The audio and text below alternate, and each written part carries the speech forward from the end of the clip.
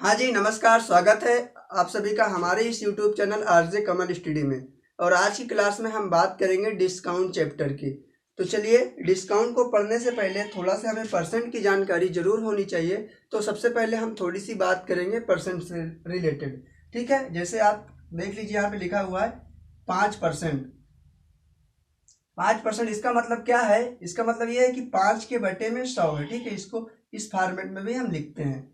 तो इतनी जानकारी आपको पता होना चाहिए कि जिस किसी भी संख्या के दाहिने साइड में परसेंट लगा होता है वो उसी संख्या के बटे में 100 होता है। तो चलिए, इतना बात आपको पता हो गया, इसको हम हटाते हैं और आज अब बात करते हैं डिस्काउंट चैप्टर की।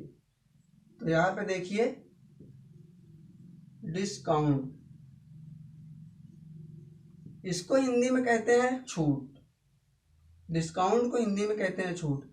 अब डिस्काउंट में आपको पता क्या क्या होना चाहिए? आपको पता होना चाहिए MRP। ठीक है, MRP का मतलब होता है मैक्सिमम रिटेल प्राइस। चलिए लिख देते हैं,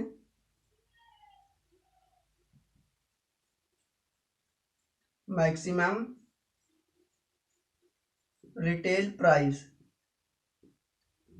ठीक है, इसे हिंदी में कहते हैं मूल्य, खुदरा मूल्य या तो अंकित मूल्य। यही सब तीनों एक ही बात है। ठीक है, तो अब क्या है, मान लीजिए आप कोई सामान खरीद रहे हैं 1,000 रुपए का। ठीक है, 1,000 रुपए का आप कोई सामान खरीद रहे हैं, उस पर आपको डिस्काउंट दिया जा रहा है 20% का। ठीक है, 20% का डिस्काउंट दिया जा रहा है। इतनी बात तो ठीक है कि आप 1,000 का सामान खरीदेंगे तो आपको 20% का डिस्काउंट मिल जाएगा। लेकिन ये तो परसेंट में डिस्काउंट है ना, आपको रुपए में पता करना है कि कितने रुपए का हमें डिस्काउंट मिलेगा। तो अब रुपए में डिस्काउंट निकालने के लिए क्या करेंगे, आप यहाँ पे लिखेंगे 1,000। 1,000 का मतलब होता है गुणा, 20% का मतलब होता है 20/100। ठीक है, अब इस 2 जीरो से यहाँ 2 जीरो काटेंगे। अब इस 2 को 100 में गुणा करेंगे तो हो जाएगा 200। ठीक है, 100 से 2 में गुणा करेंगे तो 100 दूनी होता है 200। अब आप बताइए, 1,000 के सामान में आपको 200 डिस्काउंट मिल गया तो आपको सामान कितने का मिलेगा? इसका मतलब कि 800 का मिलेगा। तो इस तरीके से आप इसको, जब परसेंट 20%, 1,000 का 20% आपने निकाला तो आप रुपए में निकाला तो आपको 200 रुपए डिस्काउंट मिला। तो जब 1,000 में 200 रुपए डिस्काउंट मिलेगा, यानी कि घट जाएगा, तो कितने का सामान मिलेगा? आपको सामान मिलेगा 800 का। आप इसको इस तरीके से भी कर सकते हैं। जैसे मान लीजिए इसी 1,000 का सामान है, आपको 20% डिस्काउंट दिया दुकानदार ने। ठीक है, तो आपसे लिया कितना परसेंट होगा? ये एग्जैक्ट बात है कि आपसे लिया होगा 80%। ठीक है, 20% डिस्काउंट दे दिया तो आपसे 80% लिया होगा। तो 80/100 यहाँ पे लिख सकते हैं, क्योंकि परसेंट का मतलब बटे में 100 होता है। तो 80% ना लिख करके बटे में 100 लिखा। अब इस 2 जीरो से 2 जीरो काट देंगे। अब इस 8 को 100 से गुणा करेंगे तो ये हो जाएगा 800। तो लिया कितना आपसे? 80% लिया। 80% का कितना निकला? 800। इसका मतलब 1,000 में आपसे 800 रुपये ले लिया तो डिस्काउंट कितना आया? 200 रुपये आया।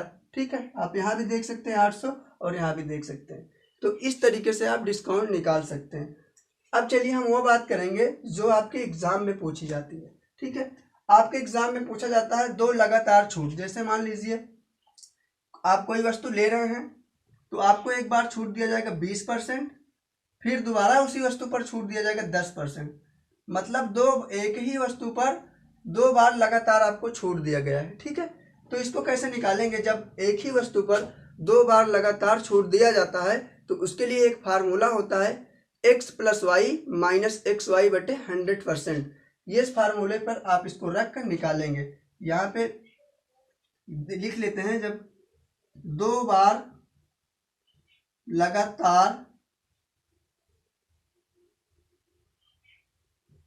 लगातार छूट जब दिया जाता है तो फार्मूला होता है x + y - xy/100%। ठीक है, ऐसे तो आपको लगता है कि 20% एक बार छूट मिला, एक बार 10% तो हो गया 30%, लेकिन ऐसा नहीं है। इस वाले फार्मूले पर हम रखेंगे तो हमको पता चल जाएगा कि एक बार जब 20% छूट दिया, एक बार 10%, तो दोनों छूट, एक छूट कितने के बराबर होगा ये हमें निकाल कर मिल जाएगा इस फार्मूले से। तो चलिए रखते हैं, x की जगह हम लोग 20 रखेंगे, y की जगह 10 रखेंगे। तो लिखेंगे यहाँ पे 20 + 10 - 20 गुणे 10 बटे में 100 है तो बटे में 100 लिखेंगे, परसेंट लगा है तो परसेंट यहाँ पे लगा देंगे। ठीक है, अब इसको हम लोग सॉल्व करेंगे तो 20 10 हो जाता है 30। अब यहाँ पे ये 2 जीरो से ये 2 जीरो आप काट सकते हैं। अब इस 2 को यहाँ पे लिख सकते हैं, परसेंट लगा है तो परसेंट बगल में लगा देंगे। अब 30 में से 2 जाएगा तो 28 हो जाएगा। 28%। जब 2 बार हमें किसी वस्तु पर एक बार 10% छूट 20% छूट मिलेगा और एक बार 10%, दोनों को जब हम छूट निकालेंगे इस फार्मूले से तो कितना आएगा 28%। वैसे देखने में तो लग रहा है कि 20 10 30% हमें डिस्काउंट मिल रहा है, लेकिन नहीं, 28% डिस्काउंट हमें मिल रहा है। तो चलिए पहला सवाल आपके सामने है, 2 लगातार छूट 10% तथा 15% के बराबर एक छूट कितने प्रतिशत की होगी। आपको क्वेश्चन में है कि 2 लगातार छूट, एक 10% है, यहाँ पे देख लीजिए मार्कर चेंज कर लेते हैं। 2 लगातार छूट, एक 10%, एक 15%। ठीक है, अब आपको ये बताना है कि ये दोनों लगातार छूट हैं, किस एक छूट के बराबर होगी। तो आपको पता है कि जब 2 लगातार छूट होती है तो उसके लिए फार्मूला है x + y - xy बटे 100%। तो उसी फार्मूला में हम लोग इसको रखेंगे। फार्मूला यहाँ पे लिखते हैं x + y - xy बटे 100%। ठीक है, अब x की जगह आप 10 रखेंगे और y की जगह 15 रखेंगे। तो यहाँ पे देखेंगे, यहाँ पे हो जाएगा 10 + 15 माइनस 10 गुणे 15 बटे में हो जाएगा 100। ठीक है, और परसेंट लगा तो परसेंट लगा देंगे। अब क्या करेंगे, 15 10 जोड़ देंगे तो हो जाएगा 25। ठीक है, अब देखेंगे 15 दाम होता है 150। ठीक है, माइनस 15 दाम होता है 150, 150 मतलब। अब आपको पता है कि नीचे से 2 जीरो हटाने के लिए आपको ऊपर में यहाँ पे पॉइंट लगाना पड़ेगा। तो अब 25 में से 1.5 अगर घटाएंगे, 1.50 घटाएंगे, जीरो का कोई मतलब नहीं होता दशमलव के बाद, तो कितना हमारा यहाँ पे आ जाएगा, यहाँ पे आ जाएगा 23 1.5 घटाएंगे तो कितना आएगा 23.5। ये आपका आंसर हो जाएगा। ठीक है, ये ऑप्शन किस ऑप्शन में दिया है, तो ऑप्शन में दिया है ऑप्शन सी आपका बिल्कुल से करेक्ट आंसर होगा। चलिए अभी हम लोग देखते हैं दूसरा क्वेश्चन को, इसको हम लोग हटाते हैं। दूसरा क्वेश्चन क्या है, सवाल मैं पढ़ के बता रहा हूं, आपके सामने शो होगा बोर्ड पर। पहला है, सवाल का कहना है कि क्रमागत 20%, 15% और 10% छूट के समान एकल छूट कौन सा है। तो चलिए हम लोग सॉल्व करते हैं। दिया है 10%, उसके बाद दिया है 15%, उसके बाद दिया है 10%। यहाँ पे 10 नहीं, यहाँ पे 20% है। 20%, 15% और 10% सवाल में आपको 3 छूट दिया है। जब 3 छूट दिया होता है तो इसको कैसे सॉल्व करते हैं,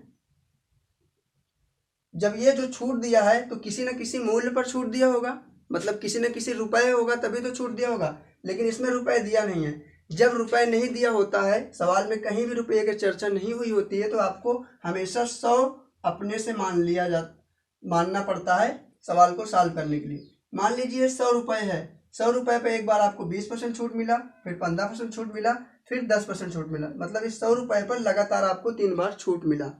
तो मान लीजिए यहाँ पे 100 रुपये है, जब आपको 20% छूट दे दिया तो आपसे लेगा कितना, इसका मतलब कि एग्जैक्ट बात है कि 20% छूट देगा तो आपसे लेगा 80%। 80% लेगा तो परसेंट को हम बटे में यहाँ बगल में ना लिख करके बटे में 100 भी तो लिख सकते हैं ना। 80% लेगा। अब दोबारा फिर छूट है 15%। जब आपसे 15% लेगा तो आपको नहीं 15% छूट देगा तो आपसे लेगा कितना, इसका मतलब कि 85% लेगा। तो यहाँ पे लिखेंगे 85 बटे में 100। हमने राइट साइड में परसेंट लगा करके बटे में 100 लिखते हैं। फिर क्या है 10% छूट, जब 10% छूट देगा तो ये भी एग्जैक्ट बात है कि आपसे 90% लेगा, इसको भी बटे में 100 लिखेंगे। इस तरीके से आप सवाल को सेट कर लेंगे। अब क्या है देखिए, इस 2 जीरो से ये वाला जीरो और ये वाला जीरो काट देंगे, फिर इस 2 जीरो से इन 2 जीरो को काट देंगे। अब इसको हम लोग गुणा कर देंगे, 8 9 72 और ये हो जाएगा 85। 72 गुणे 85 और बटे में 100। ठीक है, ये वाला 100 हमने यहाँ पे लिख दिया।